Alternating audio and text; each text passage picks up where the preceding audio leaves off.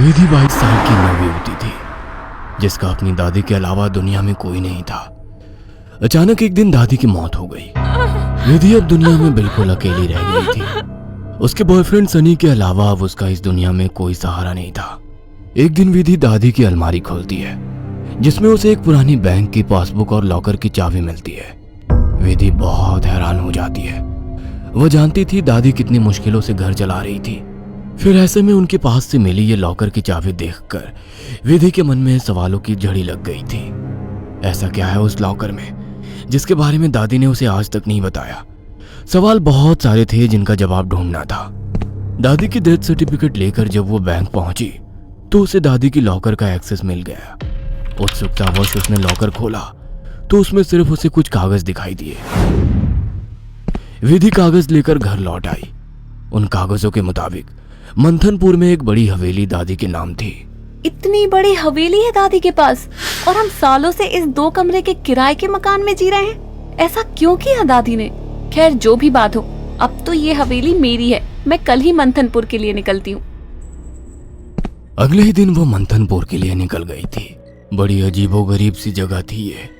Main road से हवेली की तरफ जाने वाली सड़क बिल्कुल सुनसान थी।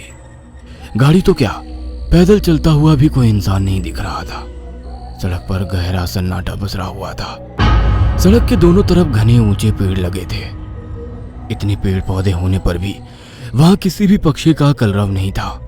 कोई जानवर नहीं। धीरे धीरे अंधेरा हो रहा था। सड़क किनारे लगे घने पेड़ अब जंगल की तरह दिखाई पड़ रहे थे। सड़क पर फैली खामोशी अब विधि को डरा रही थी। कुछ ही देर में वो पैदल चलते हुए हवेली तक पहुंच गई थी। हवेली काफी पुरानी दिखाई पड़ रही थी। ऐसा लगता था कि सालों से वहां किसी ने पैर ही नहीं रखा। हवेली के 500 मीटर के दायरे में गिने चुने ही मकान थे और जो थे वो भी खाली पड़े हुए थे। विधि के मन में कुछ अजीब सी उथल पुथल मची हुई थी। मेन गेट खोलकर वो हवेली के अंदर पहुंच गई। अंदर का नजारा देखकर वो दंग रह गई थी। पूरी हवेली जगमगा रही थी।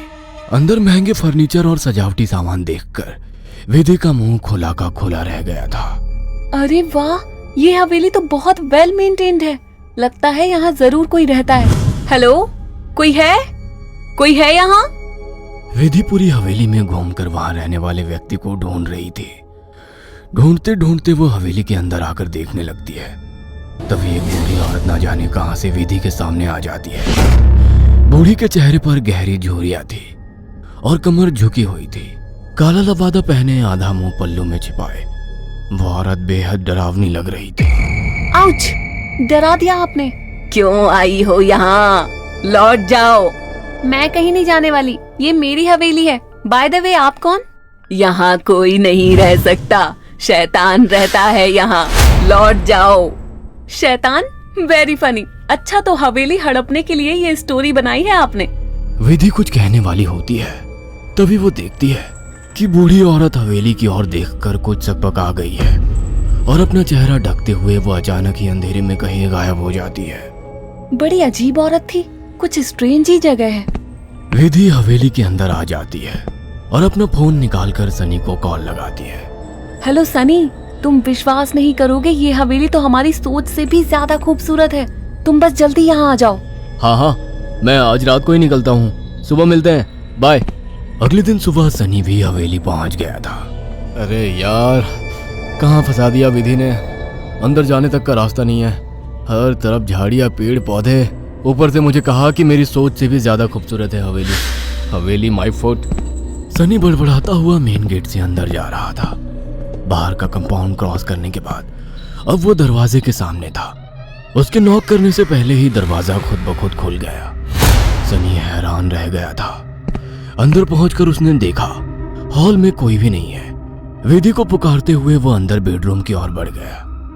बेडरूम के अंदर का नजारा देखकर सनी ने दांतों तले उंगलियां दबा ली।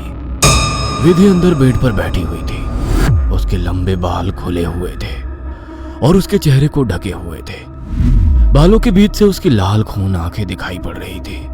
दोनों हाथ और पैरों की मदद से वो बेड पर ऐसे बैठी हुई थी मानो कोई जानवर हो। उसकी खूबसूरती गुलाबी त्वचा जगह जगह से कटी थी और सफेद पड़ गई थी। विधि को देखकर सनी जोर से चिल्लाया, विधि, ये क्या हो गया तुम्हें? सनी की बात सुनकर विधि ने डरावने अंदाज में गर्दन टेढ़ी की। अब उसके चेहरे पर से कुछ बाल हट गए थे। वह भयानक आवाज के साथ हंसने लगी।